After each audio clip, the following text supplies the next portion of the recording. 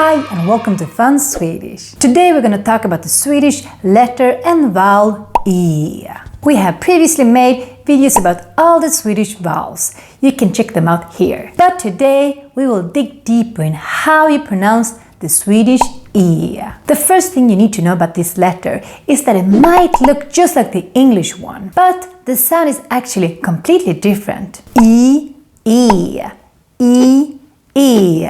Can you hear? We need to say E if you want to say the Swedish version of it. So have that in mind so you don't end up pronouncing it the English way when you see it. E is what we call a front vowel because the sound kind of comes from the front of the mouth. And in order to pronounce the E the right way, at least here in Stockholm where I'm from, then you need to show your teeth.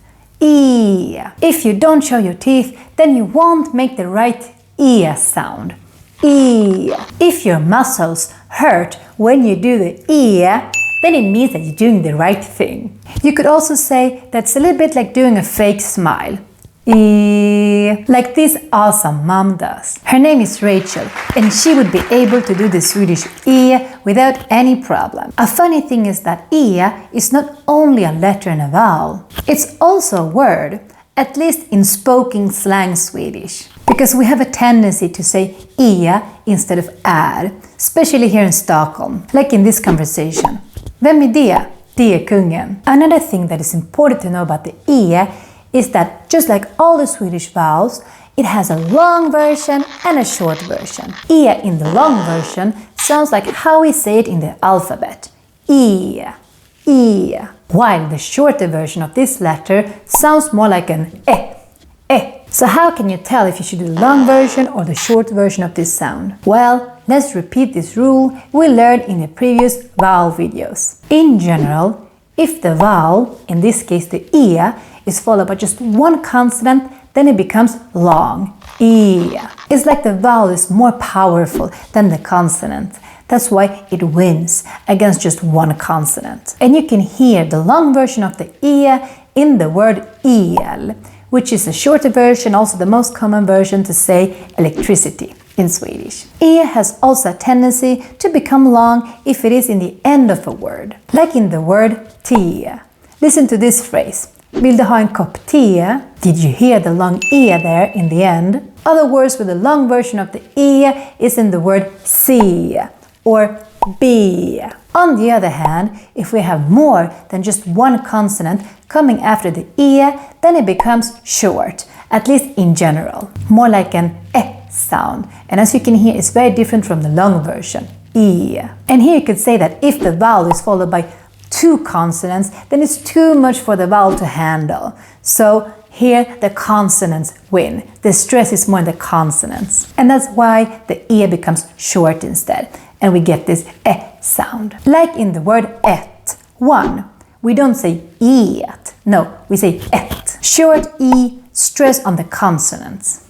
Et. Let's say both these words so you can hear the difference between the long and the short version. El, ett. El, ett. El, ett.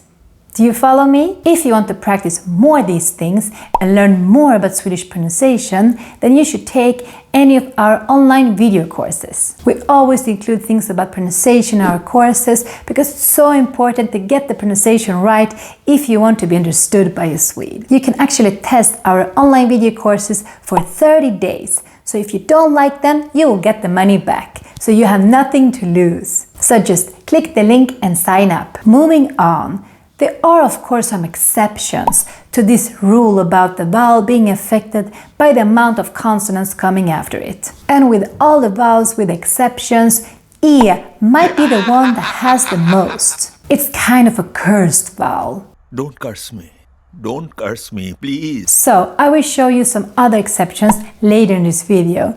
But even though they exist, I still think that you should learn the general Swedish pronunciation rule that we mentioned before, because it still applies to most situations and it will improve your Swedish pronunciation a lot. So let's go back and look at more examples of words that follow the general Swedish pronunciation rule and where you can hear the long and the short version of the Swedish E. In the word deg, do, you can hear the long version of the E because it's followed by just one consonant, the G. You can think that you make the deg, the do, like this, long, deg.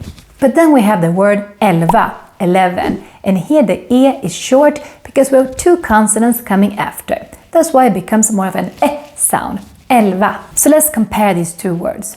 Deg, 11, deg, 11. Can you hear the difference between the long and the short E? Another example are the words bet and bet. Two words that are related. Bet, long E, is how we say he or she or it bit me. Depends a bit on the situation.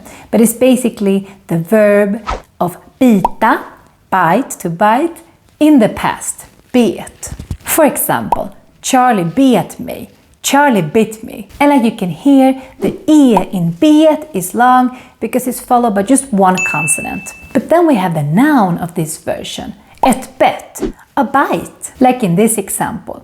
Jag har ett bett från Charlie. And the E in bett is short because it's followed by two consonants. But let's now mention some more exceptions to this rule I just taught you. Because like I said, the vowel E might be the vowel with the most exceptions. So it's kind of good to learn these exceptions by heart. And this means that you might find some words where the E is followed by just one consonant, but you're still gonna make the E sound short. Like in these words. En, fem, hej, den. So again, just memorize these words and that they are exceptions. And sometimes you can find two words that are written the same but pronounced differently. Like men and men. Like in this sentence. Han är på sjukhus, men han har inga men. And sometimes you can see words written with an ä, another vowel, but it's still pronounced like an E sound. And this is something that Swedish kids, I did when I was a child, confuses a lot. For example, we have the word äpple, apple, is written with an ä, but we make it an E sound because it's followed by two consonants. Äpple. So that was an introduction on how you should pronounce the letter, vowel and word E. Can you come up with words written with an E in Swedish? If you do, write them down in the description below. And also, don't forget to sign up to our online video courses. Here's the link again. And before you go, följ oss på YouTube. Vi ses! Lång E!